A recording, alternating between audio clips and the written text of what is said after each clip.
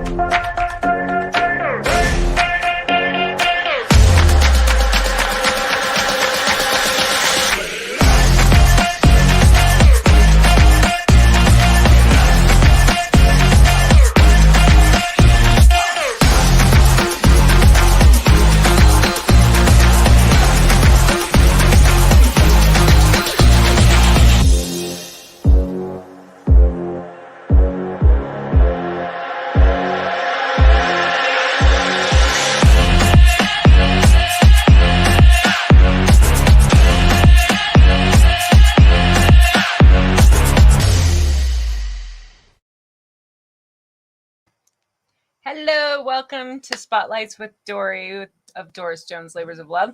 And this is a special edition Thursday night episode of Spotlights. And our guest this evening, Christopher Gaudett. Yes, very good. Hey! I was like, it sounds like a French last name, right? Yes, it is actually. Okay. I grew up 45 minutes outside of New Orleans. I'm not going to say I'm great at French, but I've got a pretty good ear. Oh, me neither. Yeah. I have the name, but I don't have the vocabulary. Are you? So is there? Do you have French background or French family? And yeah, my mother's side was French. Okay. And my mom's side or my dad's side was Irish. So. Oh yeah, the Irish I have in spades. I got that in spades. Yeah, definitely got the French part. I'm not too familiar with how much or what kind or whatever. I do know it was down the bayou Cajun Creole type of thing. It looks like our audience is growing, and people that are watching, please stick around and keep us company. Send us some questions. Let us know you're here. This is Chris Gaudett. Now CPG, Chris, that is the name of the band, but that's you. Yeah, that's P's my middle name, Paul. Okay. So, that's pretty ingenious. I'm like, I wonder what CPG stands for. And then I look at your name and I'm like, I'm pretty sure that's his name, Dory. This didn't seem like a hard stretch. So I was like, It could be can't play guitar, but I do, so I don't know. Well, and we know that wouldn't be true. I've heard your album, and I've watched a few of the videos you have on Instagram. That would definitely not be accurate. Oh, thank you. Can play guitar. There you go. I like that better. Can play guitar. That would be very. So we have a hello from Paula Cavaco. There you go. Yeah. Hello, Paula. Okay, so the first portion of our show, as you are familiar with, because you are one of our devoted followers that watches our show, is called Spitballing or Spitlights. I just messed myself up. I call it Spitlights, but it is a version of Spitballing. And the first question, and I don't know if you've ever answered this when you've been in our chat, but if you could only pick one spirit animal or a creature, what would it be and why? Wow. Yeah, I remember you asking this question before. And I know you comment sometimes, but I don't remember if you've ever answered that in chat. Well, I'm gonna kind of cop out because I'll just do the Chinese New Year thing. Like I was born in the year of the dog. So was I. Oh, were you? Right on. Yeah. Do you know there's actually variations depending on what year you are? You're also a type of dog, like water dog. I don't think I've looked that up. I don't think I know the type. I'm actually a metal dog, so it kind of fits, right? Well, that fits. Yeah, so I think there's a water dog, metal dog, air dog. I don't know, something as well, but. So that's a good point. So is your music considered heavy metal, or thrash metal? Well, nowadays it's probably hard to tell. Right. I know. Right? Does you see why I'm asking this way? Yeah. I mean, I've obviously been to the type of music I play since in the 80s, and it would probably have been more like thrash metal, some of it back then, right? Yeah, but now like, it's like it's so tame in comparison to like some other things. Yeah, well, Yeah. and then I've heard the opposite things where people like what they call metal or what we called metal back in the 80s is much more like pop. Oh yeah, That's like the hair similar. metal bands, they're like classic rock now. Yeah, like, exactly. But back then it's like, whoa, look at that's like hardcore. It's not so hardcore. Yeah, if you had a Motley Crue shirt on, it was like, oh, you must worship the devil. And now it's like, oh, Motley Crue, that's like pop music. Right? And then I Yeah. know like we have now we have all these new, not a lot, but we have had a few entertainers come along that try to make it seem as if they are the only person in the world that's ever done anything completely bizarre or outside of the box. And I always ask, I want to, if I could sit down with them, I'm like, do you know who Ozzy Osbourne is? Do you know? Do you know who Alice Cooper is? I mean, like, who do you think you are? Yeah. Oh yeah. Like Or the it all young comes girl. around full circle, you know. So. Oh my god. Or when someone literally will lose their mind over some highly sexualized song by one of the new girls, right? And they'll haze this woman. And I'm like, do you know who Madonna is? What is wrong with you? Leave this little girl alone. So what? She wants, like Miley Cyrus gets a lot of grief. I'm like, leave her alone. She's so tame compared to my heroes. Come on. Oh my God. It just off sort of on topic was when the Super Greg. Bowl thing happened with Janet Jackson. Yeah, with Janet Jackson. And I was like, has no one ever seen a breast before? Like, I don't get it. You're not even seeing the whole thing. And everyone's like having a panic attack. Yeah. You know? Well, and it's Janet Jackson. I think some of it is that the fact that she was the younger daughter on the Good Times show, and it's kind of like the heat that Lisa Bonet got when she did that one movie where she right. I remember that for sure. Kills a chicken and blood's all over her. Like it literally makes everyone lose their minds because they want to hold on to what they think she should be. Yeah, they still think she's like 12 years old or something, and she's an adult now. So. Okay, so let me go back to the next Spitlights is, what is your go-to treat when you do go to the movies? What's the thing you gotta have?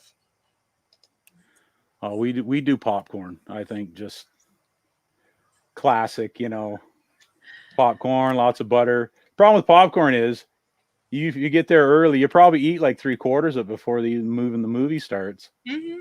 And then I prepare myself for that a little bit. Sorry, go ahead. Yeah, so love popcorn. I'm not a huge like candy type person, but I can do a chocolate bar or something like that as well. What kind of chocolate bar? I'm a foodie. You know I'm going to ask these questions, Christopher. I always like Reese peanut butter cups, but Kit Kat. I don't know. Did you have Kit Kat? Yeah. Okay. I know what a Kit Kat is. So I've told this to a few other guests. Popcorn's my answer as well, and of course I like to have popcorn with my butter. Is more accurate. And I had a friend years ago teach me she gets the plain M&Ms, the bag of plain M&Ms, and she'll sprinkle them over the popcorn so that the heat of the popcorn will make the inside melty, but the candy coating keeps it kind of intact. So you get a big old handful of buttery popcorn with chocolate. That's actually just smart. That's just smart. It's just because usually if you try to put Milk Duds or something, they always say to put something in there, and all your popcorn's covered in chocolate, and your fingers are like super gooey. But yes, melted chocolate inside a candy shell. Yeah, genius. It's genius because it'll stay right there until it's time to eat it. So Greg and Paula are saying hello to each other in chat, and Greg says, I gotta have a good story from a movie, which is why I don't watch Hollywood movies. Oh, well. There's plenty of old movies. There's plenty of older movies to go watch. The movie that you'd recommend to other people before other movies. So what is that go-to movie that surefire, if you recommend it, you stand by it? Oh, I love all kinds of movies. So I'm just gonna go with something that I watched like 2 days ago because it somehow came up in conversation. Oh, Forrest Forrest Gump. Gump. Okay, I love that movie because you just go through almost every emotion you can think of during a movie. That's true. And That when is I a saw good. that movie for the first time, I didn't know anything about it, and I went into the movie theater, and it just blew my mind, like the journey I went on through I remember history, everything. I'm like, is this based on a true story? Like, I remember thinking, is this a documentary? Yeah, like did this really happen? Was there a guy like this? Like, Right. I know. yeah. I was like, and after a while, I was like, okay, well, this is a little far fetched, but whatever. Okay, let's go with this. It was Yeah, like, you just what hooked me right away is when he was a little kid and he taught Elvis to dance. I'm like, oh my god, like this is incredible. Like yeah, and I haven't ever done the research to know like why that is that they put so many of these different things in the movie, like all these big moments and key points of history and all these different things. I don't know if it was meant to be cheeky or funny or just creative, but I thought that was interesting. But it did make me go, did this happen?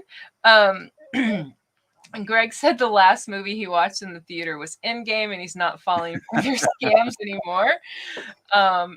There are so many great movies from previous eras. How could I choose one? Yeah. I know, like, when I introduced my sons to the Breakfast Club, yeah. my oldest boy was like, here's this, he's only 18. So here's this kid that's been, he's lived in this world of all, he doesn't watch movies from his time. He doesn't watch that. He watches way back. Like he goes way back now. He even started on his own after I started introducing him to all my favorites.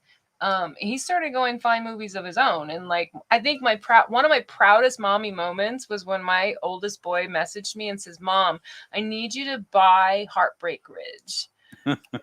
Right on. The Clint Eastwood movie. And I was like, okay, if this is what at the time, I think he was like 16. I'm like, if this is a 16-year-old's request from his mom for a movie, I've done something right. Yeah. Okay, and now as a musician, I have, and I asked this anyway, but it's interesting what a musician might say. Do you like musicals? And if you do, what's your favorite? Wow. That's funny because I'm actually like probably embarrassed that I like musicals as much as I do. And I like weird ones too because have you ever seen the Scrooge Musical? Yeah. With Albert Finney? Yes. Okay, this is like one of my favorite Christmas movies. Yeah. And it's a musical. I think quite a few of the Scrooge movies are musicals. Not all of them, but I want to say the one with George C. Scott has music, but I could be wrong. It may have a song in it, but it's not the same, right? No, the Scrooge one, literally from the start to the end is, there's a song every 5 minutes, right? Yeah. And like Willy Wonka is, a musical, like things I remember from when I was a kid, right? So exactly. And it's funny, and this is I don't know this Cinema Paradiso. This is Paula's recommendation. Greg saying he's also a musician. He says I hate musicals. And Paula loves musicals. And it is an interesting question or interesting thing, and it doesn't shock me. I don't know if it's a guy thing. No offense, Chris, but it may be hard for guys to admit they like musicals, but it seems to make sense that if you're a musician that you'd like musicals, but not all of them do. Yeah, you think you would appreciate them more. Like, I guess it's more like ones from when I was a kid. Like, I just remember like there was something cool about the movie and the song kind of happened to be going along with it. And it didn't really think of it in a way like, oh, I'm watching a musical. I shouldn't be watching this. But, like Willy Wonka's, there's so much going on in that movie that's it doesn't even occur to you until late, like it occurs to you maybe later that, oh, that's a musical. Yeah, that's a musical. So I'm like, okay, I like Willy Wonka and it's a musical. Last week I was during one of my art streams, I asked all of my panel of the people that were painting with me, and I know my answer. My favorite musical is Funny Girl. But someone else said Little Shop of Horrors. Right. And I instantly wanted to change my answer. I'm like, oh my God, I forgot about that movie.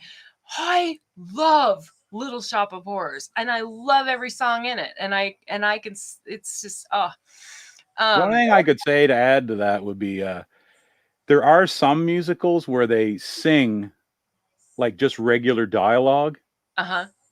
Like there's no like break in like musical like notes.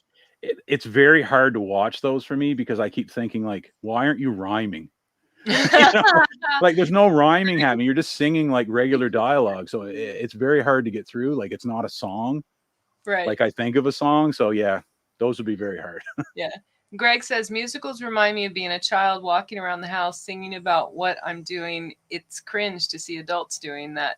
And it's funny. It's funny. My oldest boy loves musicals. He loves musicals, but he's the first person who will make fun of the like, well, we just bought a snow cone in the middle of a mall. You know what we need here? We need a musical interlude. And he will make fun of the ludicrous nature of when they break out in song. But yet he loves the musical. It cracks me up. I think that's part of the fun of them, though, isn't it? Like, like in the Scrooge movie, like he dies and they have a big song and dance number celebrating his death. I'm like, okay, this isn't appropriate, but it happens to be a catchy song and it's funny. You're like, but unless you're Irish, though, Chris. I mean, the Irish, they dance big and they get loaded at funerals. That's true. Paula's favorite is Sound of Music. Greg says, I've yet to see a single musical with cutting edge, innovative music and only have time for innovative music. Pop bullshit is boring. I wouldn't say Little Shop of Horrors is pop at all. But I don't know how old, I don't know where Greg's from or how old he is, but you might want to go back in time because there are some good musicals way back. Singing in the Rain was amazing. Paula, absolutely love Barbara. Funny Girl, it's number one. Funny Girl's number one for me. Greg says, in fact, the whole Broadway thing is overdone. New York City needs a new thing. I watch movies for immersion. Musicals do not provide an entertainment for that. I can agree, like to some degree, that the musical part or the song part it's like it can be a distraction. And I know ultimately that's going to tell me if I'm going to want to watch it or not. In La La Land, I have yet to get through that movie. I can't stand it. It doesn't flow. The songs are out of place. They don't match the story. To me, I couldn't do it. Yeah, so I mean, a good movie is a good movie. There has to be something beyond like, oh, there's a catchy song here. Exactly. And I wasn't even interested in the story, let alone the songs. Okay, so I'm going to switch. Now, Lisa didn't get to be here with us, but I'm going to switch to asking some of the questions that she has in her folder because she, and I know that she's interviewed you before, correct? Nope. She wants to, definitely. Yes. Maybe I think she has to get things set up for it. Yeah, I think I might have to skip those answers or skip those questions because the last thing I'm going to do is ask you something that she has planned to ask you. Okay, so what are 3 things you work on and strive for in your life? Yes, I'm switching us to something a little more serious. 3 things that you strive to be for the people in your life, friends and family, so that if I go ask them about you, how, what kind of person is Chris? What are those 3 things you want them to be able to say about you?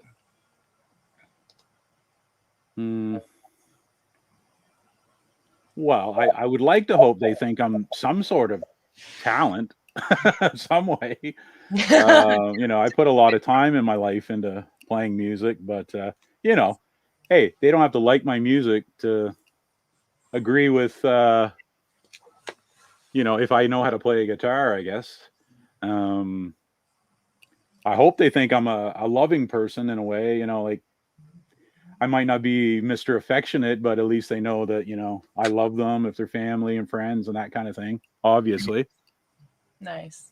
And I don't know, probably funny after that, maybe. I like to laugh, make people laugh. That's a big part of me, I think. That is very cool. Paula said musicals are joyful. Greg is not a fan of Little Shop of Horrors. They sing in 50s style of white people rock. Well, it's white people in that movie, sweetheart. I mean, you know. Yeah.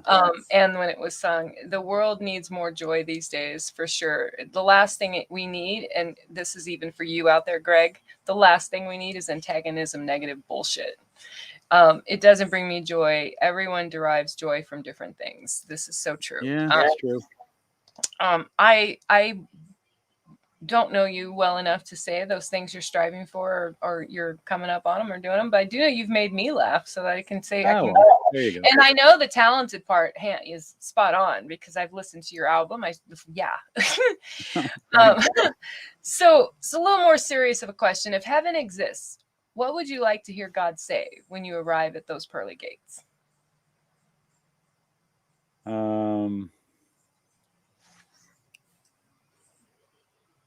Well, my thing with God is, and you don't if he's there, he should know a lot about me.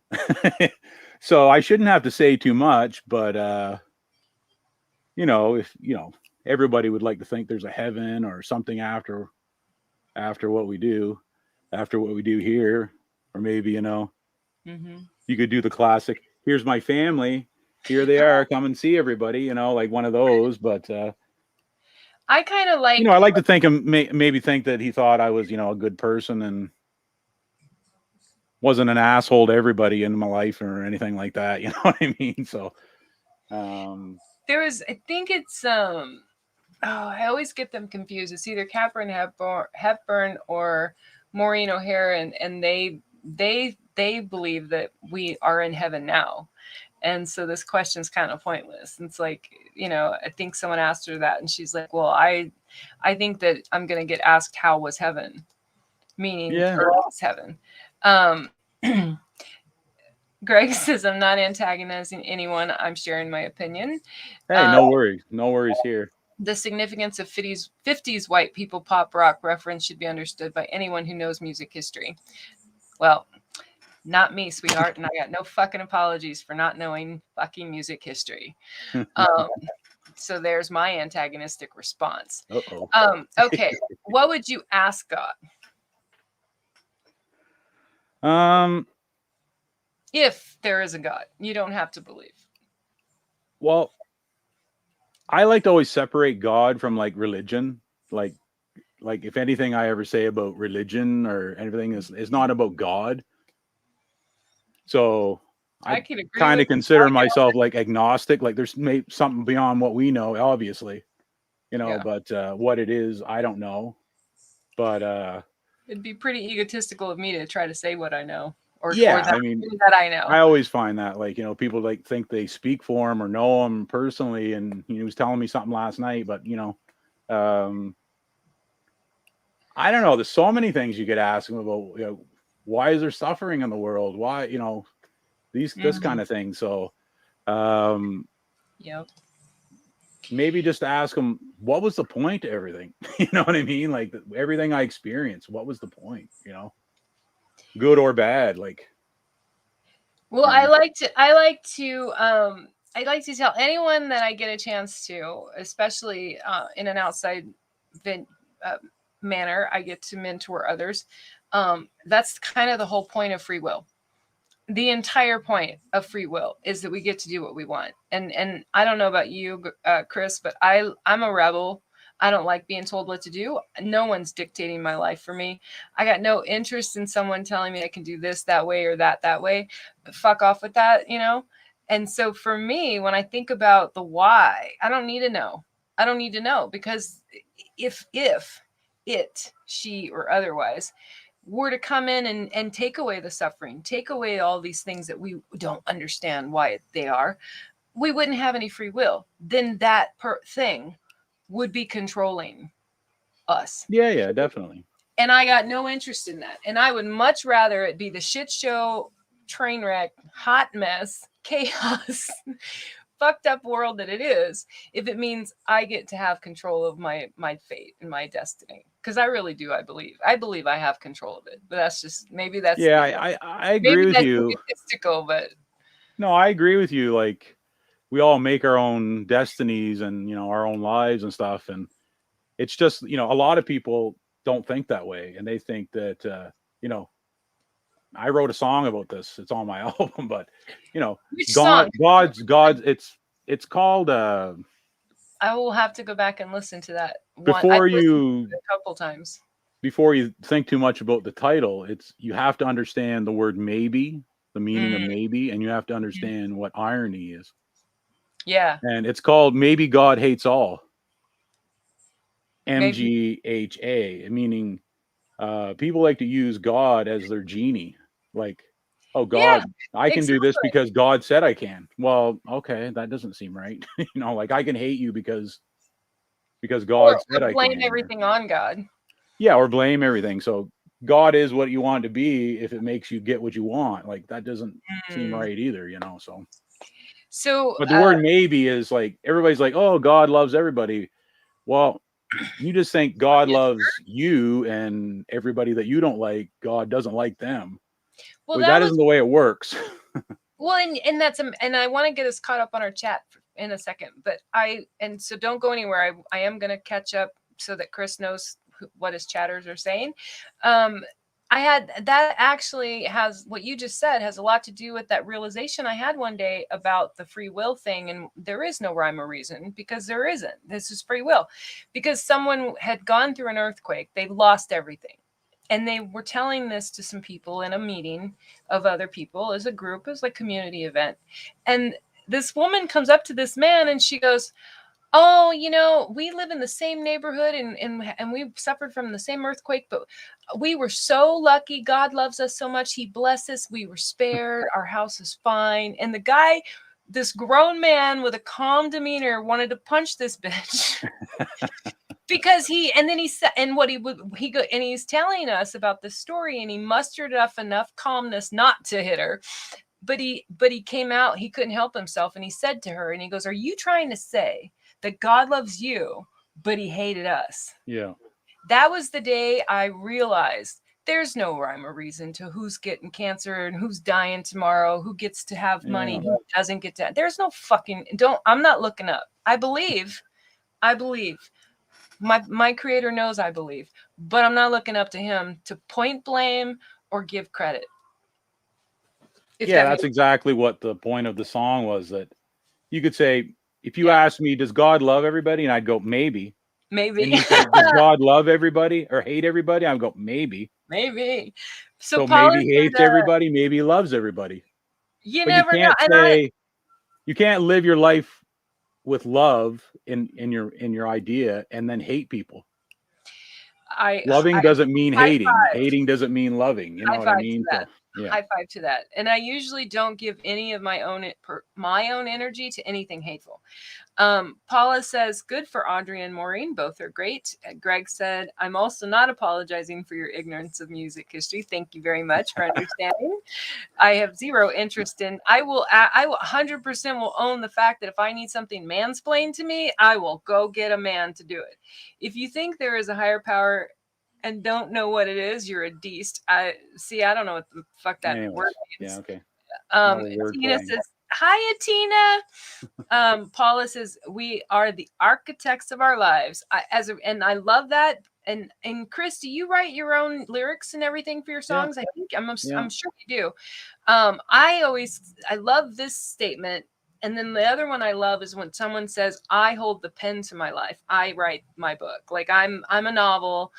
I may not have anything to do with my cover because this is what I look like. This is what I was born like, whatever. But I get to write the story of my life. And then she says, you can't control what happens to you, but you can control your reactions and response to what happens. 100% agree with that. Okay, so I'm going to move you along to some questions that I have specifically for songwriters. And as we just, cleared up, definitely do that. And deism is the belief in a higher power. Oh, yeah. Well, I definitely believe something because What? The thing is I love that. I would be, yes, that's me, but I'm not going to spend, I got no time in my life to give two fucks about what it is. Okay. And just to clarify, I said higher power, but I believe there's something more than what we know about, not necessarily that there's a God, like a guy sitting on a throne in a cloud. Yeah, and I don't know what he is, or a a woman. higher power. There's something beyond what we are. It may be a power of some kind higher. I also read a lot of quantum mechanics books too. So, hey, like, you know. I believe that if you can think it up, it probably exists. Yeah, exactly. I mean, that's a wild thought. That's a wild imaginative thought. Okay. What's the first thing that you do when you start or you want to begin a new song? What do you go to first when you need to write something new? What's that process look like for you? Oh, I'd say 99% of the time music comes from my guitar. Like, okay. I know you're an artist drawing like more than like, say, you do music, but I think that's your passion from what I've seen of you is so my guitar is like my canvas, my strings are my brushes, and you know, that's what I go with. Once I do that, then I start thinking about melody with lyrics. I think that's actually, I can't remember if it's one of the phrased in here this way, but that's kind of the point of the question, because some people will write like a lyric will come to them or the words will come to them. Like for me, when I write poetry, oftentimes my poetry even is inspired by a visual cue or an emotional cue or something. But I like what you just said about the canvas and the guitar being your canvas, because when I go to a blank canvas piece, once in a while I'll have an idea, like I'll even pre-sketch something. But if I'm in a place where I don't want any kind of I don't know if you've ever done this, where you want it to be so creative or so new, so new, like just fucking new. And you just grab the guitar. And I've done that with canvas sometimes where I don't have a thought in mind. I just grab a blank canvas and I grab the brushes and I put the paints out. And what comes next, I got no control over. Yeah. And I have a few pieces like that. Some are planned, you know, but even when I plan them, what's finished, the finished planned piece is very rarely what I have. Yeah, okay. Like I mean, you just you know, if you're in that kind of mood, like you're angry or you're, you know, sad or whatever, it's easy to grab the guitar and that's what starts coming out. But sometimes it's just like you play something and you just go, where the hell did that come from? Like, I have no idea what inspired that. Yeah. And sometimes they're the best songs because you don't know where they came from. And then you go to write lyrics to it. You play it and then you sometimes they'll come really easy, the lyrics. Like I'm actually going to play a song later that I know, I'm so excited. It really came out of nowhere. And it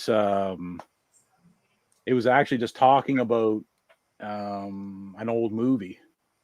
And it's just something that, you know, I always thought of. And next thing you know, I'm writing a song about the thing. So I don't even, you know, it's like, okay. So Greg was apologizing. Some of the sentences kept getting cut off. Paula said LOL. And Dees don't have a religion or rituals or churches. I can get on board with non-denominational. What genre or fusion of genres of music do you compose in? And pause. So we're going to come back to Greg's question, because the next question actually is very similar along the same lines as Greg's, where I know we talked about what type of music you play, but when you want to listen to music, Greg, for your own musical enjoyment, is the genre different than what you create and what you write?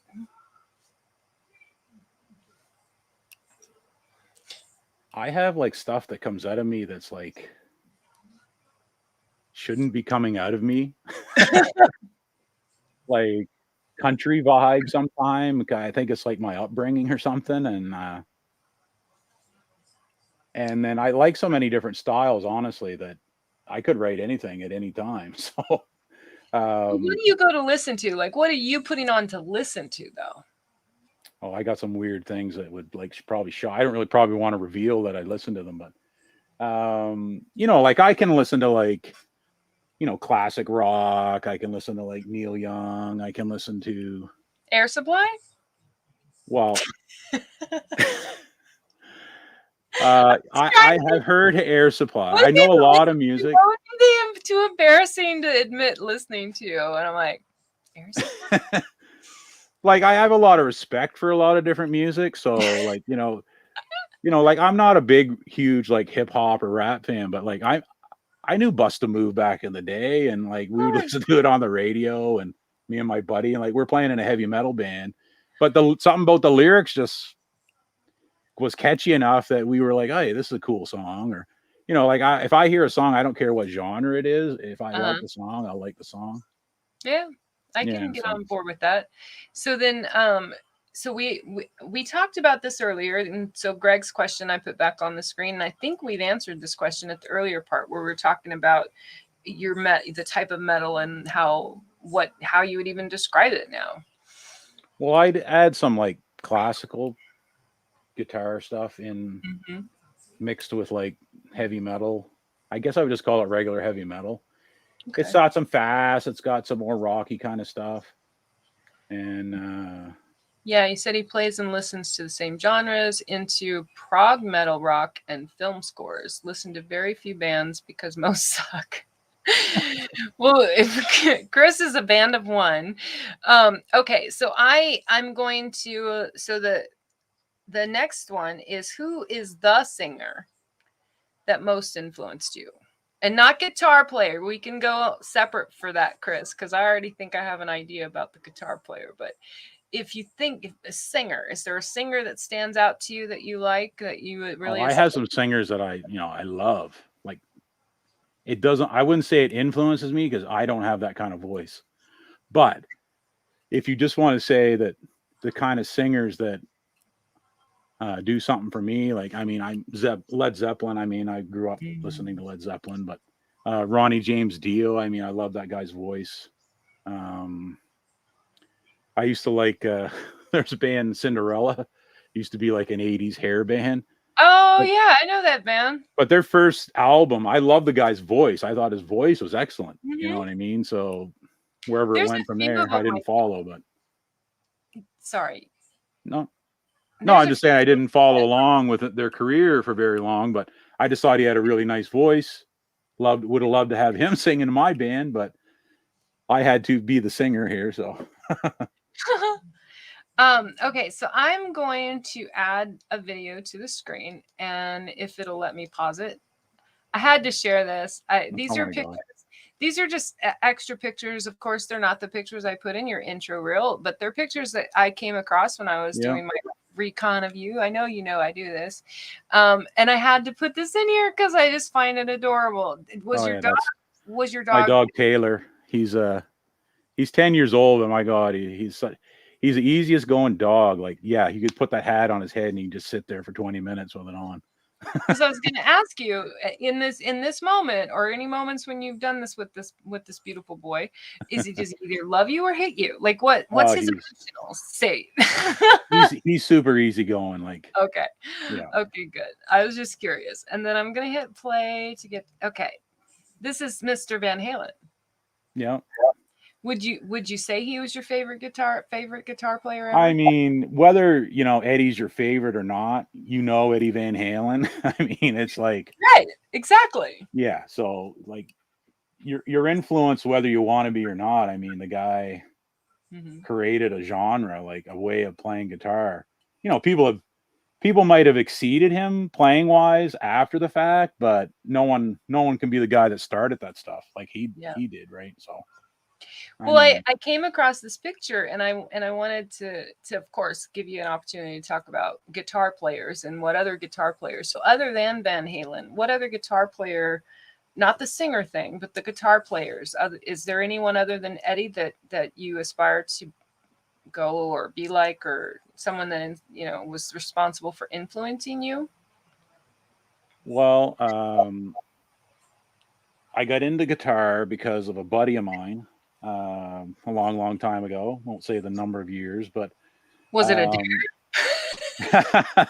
Was this some kind of joke you let? What happened? No, like he played guitar, so I was like, one day he just said, "Hey, why don't you try to play guitar?" I think it was because he wanted another guitar player to play with. Honestly, was this a competitive thing? No, like just trying to get me to play, and then that sort of started me off. And I mean, the first song I ever learned was like an AC/DC song. So vocal Angus Young has always been like a big thing for me. I wouldn't know, but what do you think about this comment from Greg? Vocal melodies inspire guitar melodies. Would you agree? Yeah, I mean, every part of the band, like, I mean, even just playing guitar with drums, I mean, you're thinking drums are like beating on a, inanimate object. And it's like, yeah, but the way the guy's playing the drums influences a riff that you could create, or, the way a vocalist sings a song, you're like, oh, I love the way you did that. Let me kind of try to follow along with you, Yeah, I was going to say that I always do my vocals. I always do my spoken word vocals. And I edit the track and I clean it up and I make sure that I'm happy with it as a vocal track on its own before I try to create any music for it.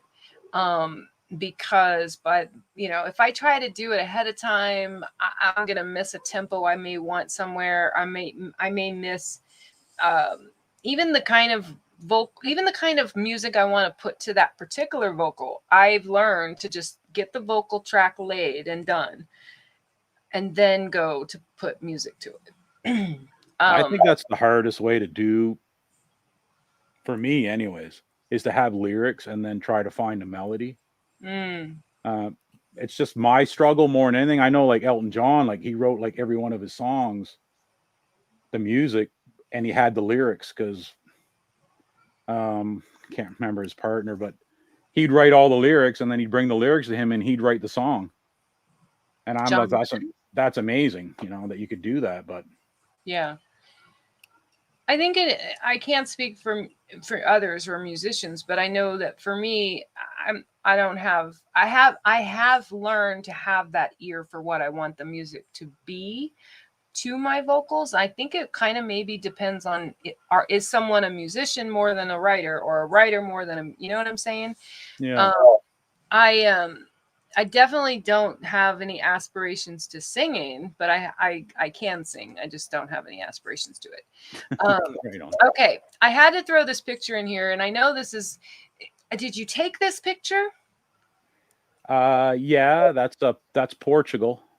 That's what I thought, because you're going to Lisbon is something I read in the caption.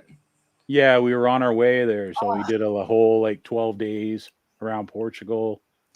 I mean, because I wanted to ask, one, it's just breathtaking, and two, I wanted to ask if you actually took this picture. And it's not uncommon for someone like, a regular layman to get a picture that, to me, this looks like it should be in their travel catalog. Oh, I appreciate that. I can't take credit. I mean, it could have been my wife, so okay, you know what I mean. So yeah, wife. like your wife could be the travel photographer. Okay. Yeah, it's one of us that took that. It was on the trip. There was 4 of us that went. So, but I'm pretty sure. How was that? How is that? Is that the only other country? How many countries have you been to other than the U.S.? And you're in Canada now, right? Right. I'm in Ontario, Canada. So I've been to Argentina, Brazil, Paris. Have you played in any of those other countries? No. This was all leisurely, all vacation type stuff. But nice. Yeah, I used to live from New Brunswick originally, and we were on the border town of Maine. So I can say I actually played in the United States because we played across the river into Calais, Maine one time when I used to live there years and years ago. So that's about as international, I'd say, as I got. Okay. But yeah, that was beautiful. That trip was beautiful. I mean, that picture does say a lot about what the whole trip was like. Well, yeah. So this was in Portugal, and how long of a trip was it? 12 days we went. Wow. So we started in Lisbon, went north to like Porto. I couldn't name all the towns and cities we went, and then we ended up in south of Portugal, like the beach and stuff, and then we went back to Lisbon to fly out after 12 days. But yeah, it was an amazing trip. Yeah, that was the hotel. I mean, Yeah, I figured that's probably somewhere you had stayed. I don't normally find a lot of I'm not as I paint and but I don't really paint scenery. And even when I take photography, because even as a photographer, I don't really do a lot of like scenery. But this picture struck me in a different way than you. So I had to add it to the stream. Yeah, the little rock in the middle there, it kind of looks like a sailing ship too. It's just there's there's something about, and I already removed it from the stream, but there's something about the combination of this modern, resort thing you're in, but also there's still enough, there's still quite a bit of like regular ocean and it's a nice combination of the two. Okay, so I'm going to throw this quote up. This is a quote from a local musician. He said, "Fuck being average. I am a goddamn savage." And so it kind of, we touched on this a little bit, touched on, being ourselves or stepping out of the box or doing what we feel we do or whatever. So the question, it goes with that quote, is what's the thing that you like to do the most that sets you apart from the average Joe? Something that you do different, or something you strive to do different so that you're not average. Is there anything? Like musically? I could say musically. Like, I mean, musically. I mean, my guitar has been my, 30 years of playing my guitar. Like, I always just try to let that be my words. You know what I mean? Like, some people like to brag. They'll tell you how great a guitar player they are, and you never heard a note they played, right? Like, I just like to play, and then you can see what I put my efforts into, right? Right. So I always think that when you meet somebody, it's like, if I could only play guitar for you, you'd know how good I was. I'd be a better person or something if you knew I could play guitar.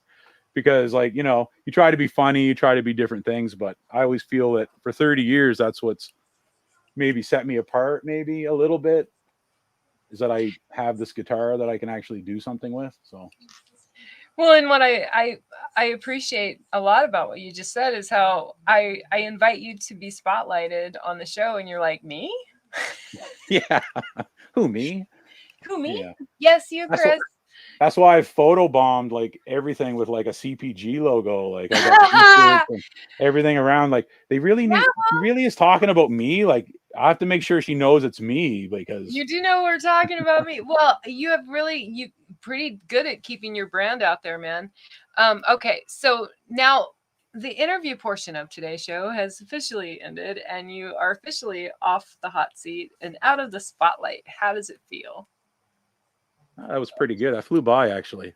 It did, right? Yeah. And for those of you that are in chat, and Greg and Paula, I don't know if they're still here, but we do still have a few people watching. Thank you so much for joining in and throwing up your comments, and definitely appreciate the support and having people watch. And then, so what I do also get to do at this point in the show, before I give you the con to play your music for us, I do get to invite you as a guest to ask me one question of your choosing, any question you may want to ask. I cannot be blackmailed, and I will answer you. So this is the part of the show that you get to, you may the odds be forever in your favor. But it is like a genie in a bottle. You just got granted a wish. What is it to be? What would you like to know? I've actually been thinking about this, and I actually want to, maybe it's something that I was thinking about. Not, I'm the greatest thinker in the world or anything, but you being a fellow artist with, paint. Long list of mediums, but yes, go ahead. Well, I was thinking about something. I just wanted maybe your opinion on, or your thoughts on the whole thing. Is I thought about music is not has never really been something you could take home, let's say, until we invented recording. Even though music has been around for hundreds and hundreds of years, like, we only know Beethoven and these great musicians from the past because they have sheet music. We've never heard Beethoven play the piano. Right. Where artists have been around, like drawing on walls, and you had great, artists from the past and everything. And I was just wondering if you feel like more privileged than a musician because you have such more history with art than music has in history. Oh, wow. I'm sorry to be so deep. No, that's striking. It really is striking because I get why you're asking that, actually, because one of my mentors, my poetry mentors, said that the writer, whether it's poetry or otherwise, the writer immortalizes themselves.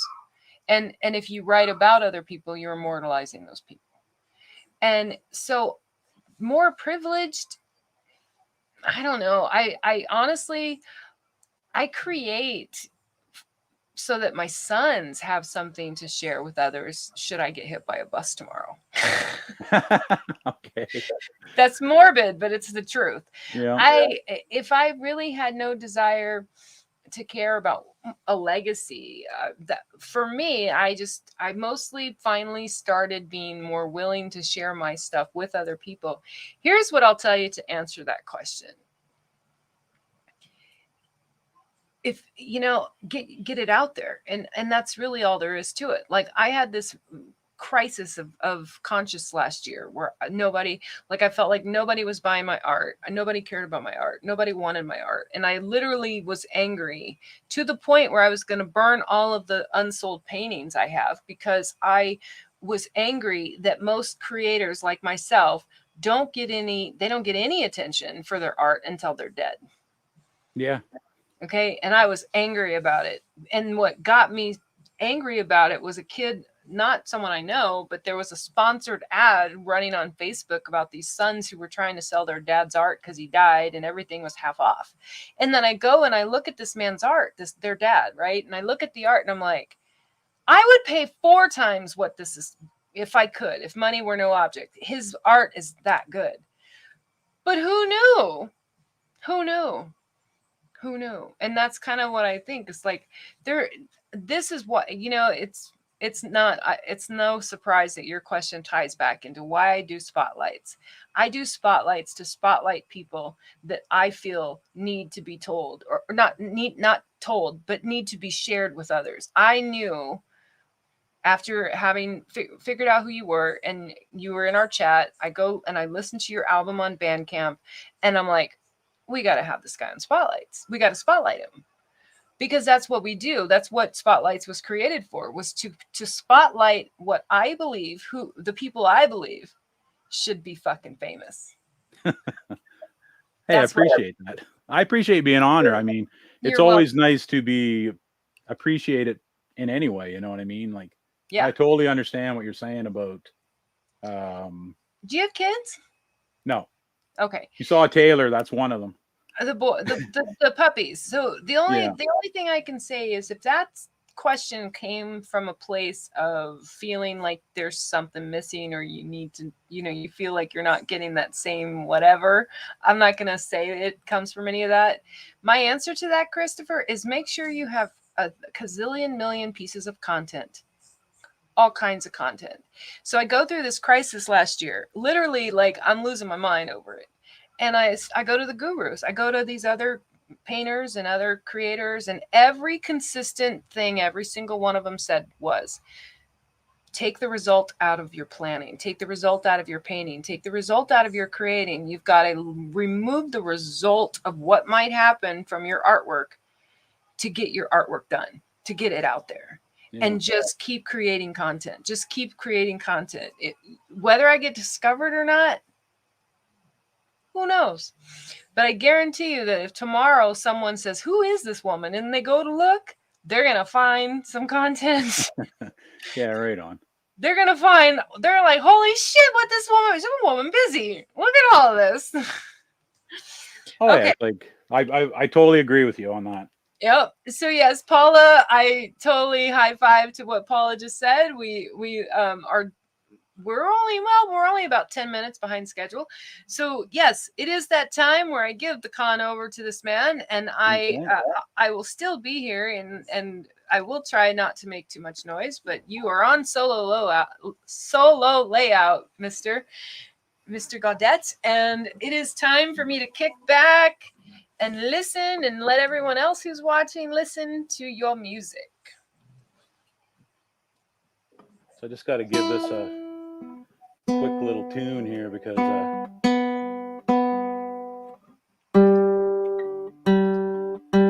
it's always good to listen to people tune their guitar. I like that part, actually. It doesn't bother me at all.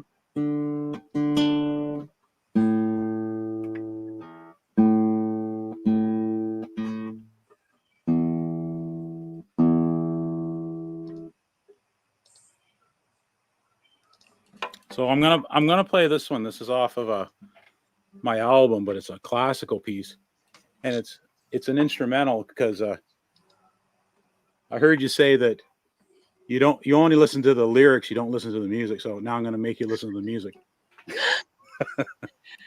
Okay, that's fine. I just know what I meant was I listened to the lyrics first. A song will, like, the lyrics will catch me before the music. But this year changed things, Chris. I'm starting to listen to the music a little more. So I'm really happy that you chose to do that, because I'm in that place, as you know. I'm gonna do another album at some point, and that's kind of cool. I'm like, yeah, let's do it. Awesome. Maybe you'll have me play on it. Oh man, let's see how my audition goes. How rad would it be for someone else to score some of my tracks and I wouldn't have to do it? We'll talk. Oh, okay.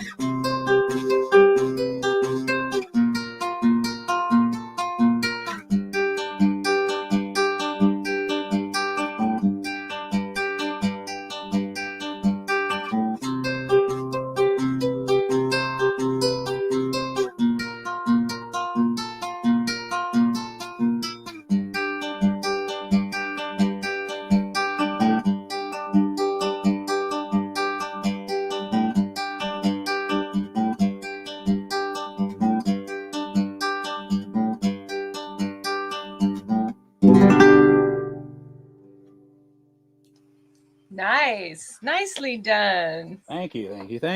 That was called T&D. I forgot to tell you the name before I started playing it, but. And you were, I know I missed part of what you were saying. That right now is an instrumental piece, right? Does it have it? Yes. No, no lyrics. It's a little more, it's actually called T&D because it's called Tadpoles and Dragonflies, and I wrote it. And then I said, that doesn't sound heavy metal enough, so I just said T&D. I can see that. So this one, I'm going to have to sorry. Do you miss the long hair of your youth, by the way? I know it's an off topic, out of the blue question, but. Well, I'll tell you, like, as cool as I thought it looked all my life, it's way easier when you have short hair. Oh, I can relate to that one. Oh, I've had short hair a few times. Yeah, I get it. Yeah, so I'm like, I thought about growing back a little bit and all that, but I mean, you wash your hair and in like 2 minutes it's dry, and the other way is like a day. Yeah. Oh, I can relate to that. So this one's called King Inside, and it's actually the fastest song on my album. Ooh. But I'm going to try to do an acoustic version of it. I was going to say, so we're going to up the ante, or what does that mean? It'll be interesting, but I hear that I hear from other people that so far that's heard it, which is one person, that it's okay. So I'm going to try it. Oh gosh. One problem I'm having is I'm going to lose the picture there, but we should be able to be all right. Sounds good.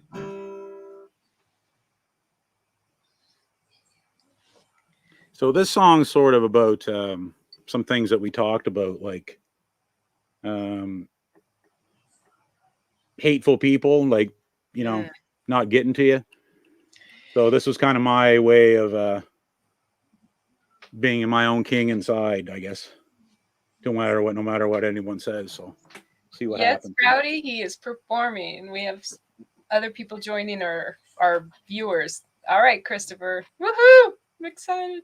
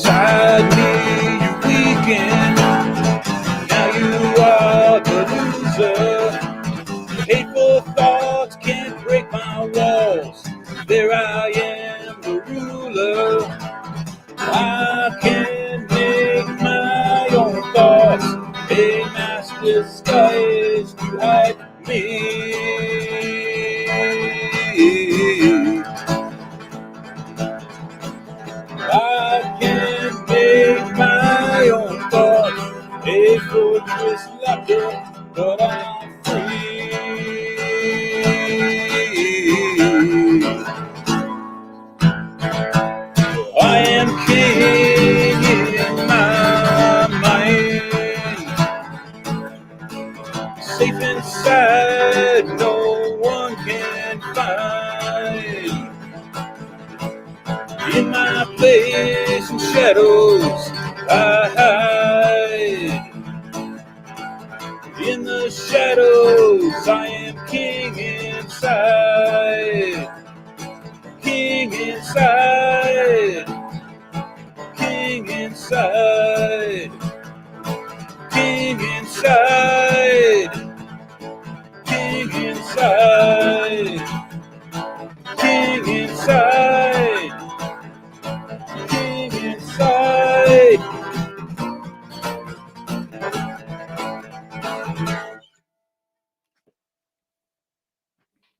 Woo! I go, I'm over here clapping and I'm like, oh, you're muted. I had muted myself just to make sure I didn't and then I'm like, oh, he can't hear me. There. Oh, I was losing my headphones there. I was like, oh my God, I can't hear nothing. Oh. Yeah, so that's interesting because it's quite a heavy, fast song. And man, playing it on acoustic is even harder, I think. You think? So it was those the two you had planned, or do you have one more? So I have one more if there's time. If not, we can, Oh, I'm fine. I got nowhere to be. So I told you 2 or 3. So you're yeah. I'm not gonna tell you no now. I did want to tell you that Rowdy Johnson said right in. I'm usually late to the party. Haha. Oh, Rowdy, right on. Hi, Rowdy. Hello, Rowdy. Rowdy caught the show, so he's here. All right. This one is going to be different. This will be on an acoustic album that I'm going to do. And this is the song I was telling you that I wrote. I don't know if you remember the movie The Outsiders. Of course. Oh, okay, yeah. So there's a whole thing in the book. Great movie. If you ever read the book, and staying gold is a big theme in that. So yep. I tell my kids, well, not only my sons, but a lot of the mentees that I mentor, I tell them all the time to stay gold. Well, that's the name of the song, Staying Gold. Nice. Excellent. Love it. So get my arm back in shape after that last song, but we'll see what we can do here. Okay. This is going to be totally different, so. All right.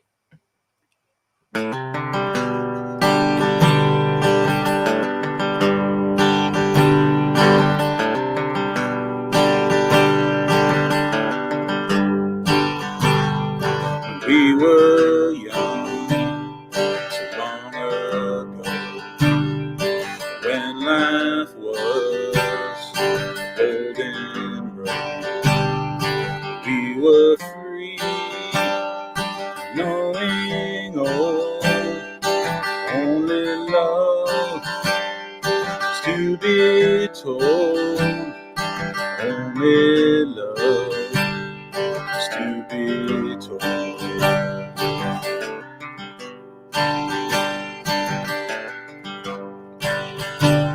I remember yesterday, always staying gold. We were young and never growing old. I remember yesterday, never growing old. We were young and always staying gold.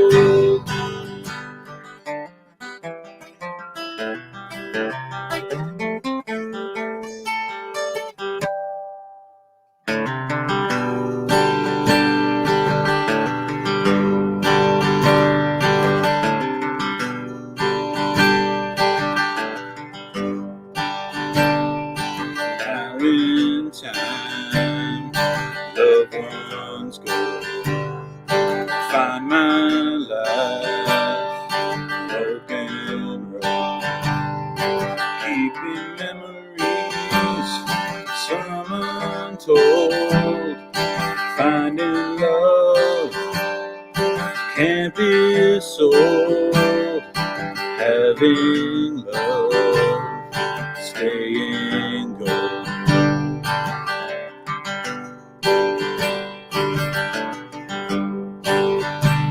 I remember yesterday, always staying gold. We were young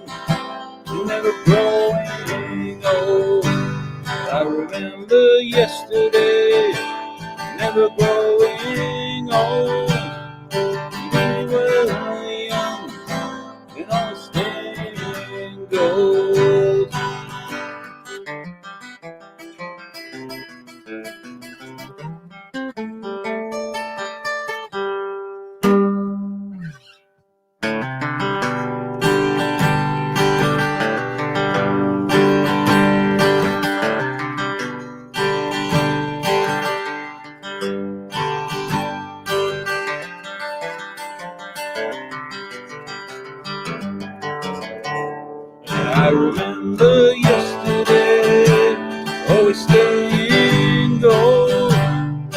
We were young and never growing old.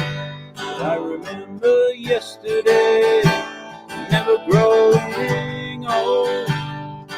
We were young and always staying gold. We were young, always staying gold. We were young and never growing old. We were young, never growing old. We were young and always staying gold.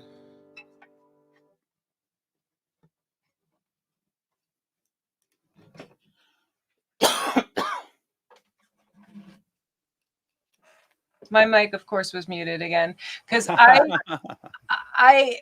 love them all, but that just got me, man. And I was singing along. Oh, good. Long before the end. That is great. I don't know what you guys call it, you musicians, the hook, the chorus, the whatever that was. I knew that staying gold, never growing old thing. I was singing right along with you towards the end. I appreciate that, Dory. Yeah, that was. Yeah, well, maybe. Yeah. Songs like that make me want to sing, like actually, like let people hear me sing. And I got. So the quote I maybe when I record it, you'll have to do a background duet thing or something. I don't know. Yeah. I'm gonna try to be nicer to you than I was to the ex-boyfriend who made that comment about me. he says, because this is when we first met, and I told him I did spoken word poetry, and he's like, spoken word poetry is the great gateway drug to rapping. And I was like, fuck you, I'm not rapping. And and then he's like, can you sing? Because he's a singer, he's a rapper, he's a musician. And I'm like, right. I can sing. Well, that's what I always think of hip hop and rap is poetry with a beat. Like it's, Yeah, it actually, and the truth of the matter is that spoken word poetry is what created rap. Rap came from spoken word poets doing poetry, and it came out, and it comes out that way. And the history goes way back.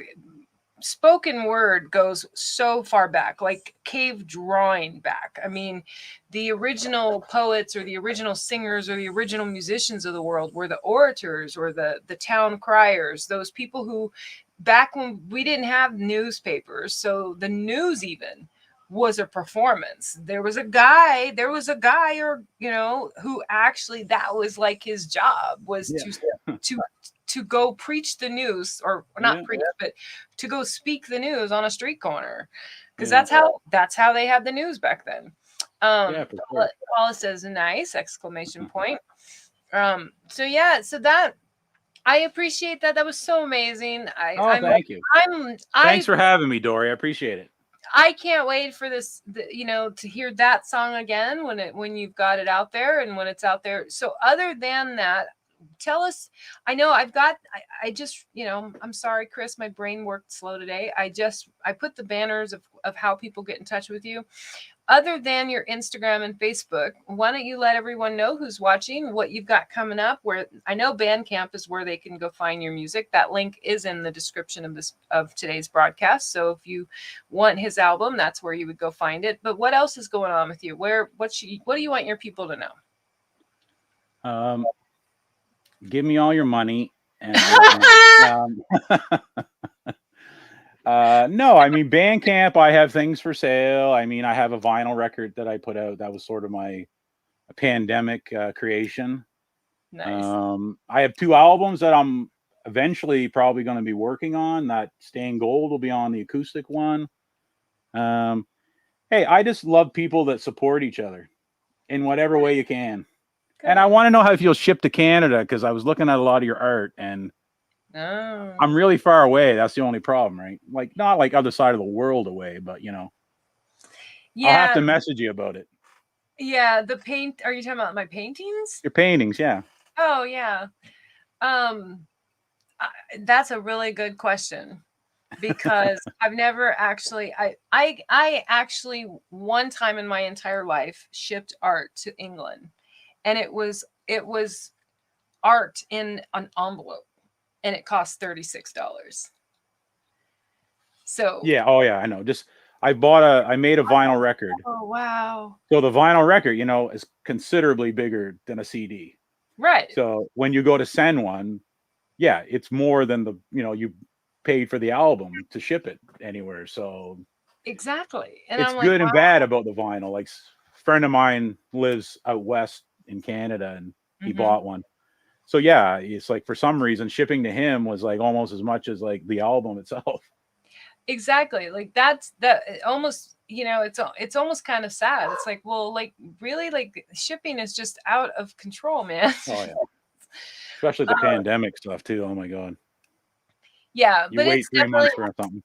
It's definitely something we can talk about depending on, because my answer to, even if someone was in the US, is you got to really pick one that you are interested in buying, because buying a piece of painted art on canvas, it's not like needing a new black t-shirt to go under your it is something that, yeah, you got to really want it, and then we can talk about what it may Well, take. we're art people, so if you on the video that you created, there's the picture of me holding my album, and there's a big red painting behind us. Yeah. We brought that back from Brazil. Oh, 2 of them. And I forgot about that. I was going to ask you if that painting was somewhere where you were, but you own that painting? yeah, it's in our dining room. Okay. So You're we going to have have one to the send me same size, and it's blue themed, but like yeah, none of my paintings are that big. no, no, I can't imagine shipping that thing. But we rolled it up. We rolled it in a tube, our pieces of art, and brought it on the plane as a carry-on. That's a very good point. And actually, I've never done that, but I do have a painter artist friend. He actually paints like enormous building size walls, like on like canvas, and like he paints paintings for the NFL, which is crazy. Like he has to have like an outdoor venue to paint his paintings. Okay. Wow. And he's told me a few times I need to go bigger. But what you just said, duh. Every single canvas painting I have can be dismantled off of the frame and rolled. Roll in a tube, yeah. I've never. It'd probably be like a 1/10 of the price or something, I've never done it, and I don't. I would. It'd be interesting to try it, and in terms of what shipping somewhere like that to people, but that's a very good point. Technically, they can be taken off of there, but then you'd have to have someone who knows what they're doing. Yeah, that's what we had to do. We had to pay to have it restretched, but. And the thing that would always concern me, and I don't know about other people, but these are mostly watercolors, acrylics, mixed mediums, but I also use a gloss acrylic sealant to seal them. And it makes me wonder, if you try to restretch something like that, it's probably going to make the painting crack. Yeah. It's probably going to create cracks in the painting. So I was going to say, do a painting that you hate, which is probably impossible. It's like telling me to make a song I hate, but and send it to me as an experiment. Oh yeah, to see if you can, and then I'll buy one. Yeah, I don't even put. You know what I love about you just said? I've never put paint to one. I hardly ever do commissions ever, and now that I do commissions, I'm not. I told this to my own godson. Okay, my own godson, Chris, wants me to do a painting. Yeah. I don't put paint to brush or paint to canvas without the payment first. Yeah, well, hey, that's what I was thinking. Like, if you wanted to start shipping worldwide, you could do a little experiment, right, to see if you could do it. Well, I do it. I'm willing to ship. I'm willing to ship to other countries. I just haven't sold a painting to another country to bring up the conversation. But my godson, he's like, really? I'm like, yeah. See, here's the thing. I don't like doing artwork that other people are conceiving of for me. I like doing something completely on my own. I like what someone's paying when they commission me to do a piece of art. Honestly, Chris, you know what they're paying for? They're paying for the grace of getting to tell me what to do. Yeah. And that's an expensive figure. It's a really big number. I don't like being told what to do. Yeah, I can't imagine someone saying, "I want you to write a song like this," and I'm like, no. Yeah, right. Like this is the now the painting that he has in mind that I'm going to eventually do for him. Yes, it is one that I won't mind painting it, and the fact that it's my godson, yeah, but still, I part of why the other thing I did tell him, and this is a true statement, it has honestly more to do with it than money. And you and I talked about this earlier. I have 3 books written right here next to my bed that I still need to finish publishing. Right. Okay. In addition to the book I just finished launching that I need to fulfill. And I should have those in the next 2-3 weeks. I should have those like going. Like by the end of October, I'll be sending out that to all the people who bought it. And then I got bigger fish to fry. Yeah. Everything you take in is putting that stuff off more, maybe. Thank you. The picture on your Premier Tome posting is lovely. Yeah, La Premiere Tome is actually the book I just mentioned. It's an illustrated haiku poetry book. And it launched, and it was launched and available for people to back for 30 days. And that just ended. And now I get to fulfill and send the book to the people who backed the book. And there is a version of that book available on my Amazon, but this next one, or it's a different expanded version. So anyway, this is about Chris. But yeah, you can definitely, if something strikes your eye art-wise. Yeah, I'll mention it to you. I saw a couple that I thought were pretty awesome. So I was like, I'll have to talk to her about this. So yeah, we don't have to do that all here right now, but. Well, and I do have my USPS account, and I do know how to go in and do an estimated shipping. I like to kind of see, well, okay, what would that cost? Yeah, where it isn't like, the size of a bus, it probably might end up being not that bad to ship. Yeah, anyway, like the biggest piece I have is an 18 by 24. Okay. So nothing I have would be bigger than that. And so a 16 by 20 I sent to my godmom in Tennessee was like $60 to ship. Right. So it's totally doable. It's totally doable. Yeah, for sure. But Canada art is considered international shipping, right? Like when I get it, then it'll go up in value, and it'll be like I never even paid for the shipping. And then you'll be like, now we kind of want her to get hit by a bus. I'm just kidding. Yeah, Dory, why are you still around? I need the money for this thing. Oh my God, Christopher, and I know I'm about to say this on live TV. Every now and then I daydream about the mafia finding me so they can money launder with my art. Because art is one of the most infamous lines of business that money is laundered through. Fine art. For sure.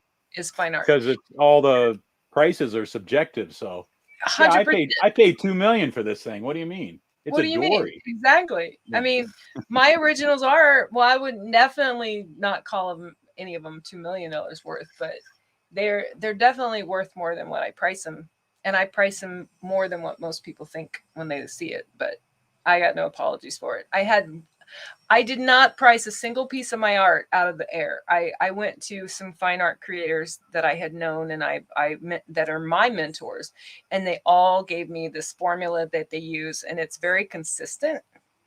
It's very rare that I'm going to be off crazy on something I put on pricing wise. But anyway, okay, so we know how to find your Facebook and his Instagram, or scrolling down at the bottom.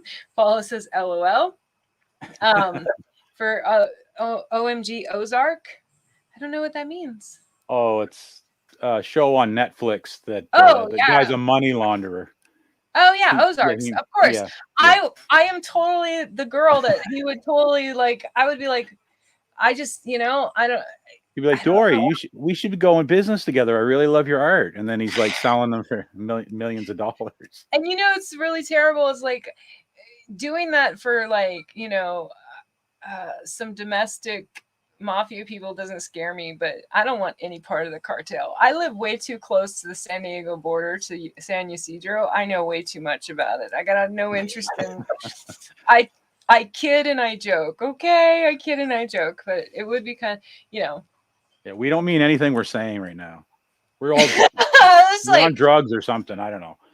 I think I'd have to be a little more desperate than to get into a money laundering situation. Yeah. No. But don't undersell yourself, because you put a lot of effort into that art.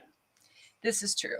That is and true. The guy in town at the record store where sort of inspired me to do this vinyl record, he said, listen, you write it, you record it, you mix it, you master it. Don't undercut what your value is, because who else is going to value it if you don't value it, right? So exactly. 100%. I agree with that. And you know I told you were out of the hot seat and all that stuff, but remind me again who took the picture of the stairs that are on the album, the cover. So the picture is a public domain picture. Oh, okay. So I didn't take the picture, but nobody owns the picture. Is it edited in any way, or is that? Yeah, I mean, I've done things to it to crop it and size it and well, that's whatever. That's art. That's art in itself. Is digital. Taking an image, a photography image, and doing digital manipulation to it is a form of art. And that whatever you've done to that picture, the picture itself as is right now on your album is fucking phenomenal. Like whatever skill, whatever art talent you have, I love it. I told you this. I looked at that picture and I'm like, whoa. I mean, I don't even know if the original would strike me. Maybe it's what you did on the digital enhancing, but like I told you, like the back cover has the bars because it's supposed to be elusive. The whole, it was a concept of the album, right? Like everything you want's right there, but sometimes you can't get to the damn thing, so. Yeah, I think that's I think a lot of people perceive things like that. Refreshing to hear in if you make a buck, you say no. Is that from a song? I don't know what that's about. Refreshing to hear. I am in. If you make a buck, you are sane.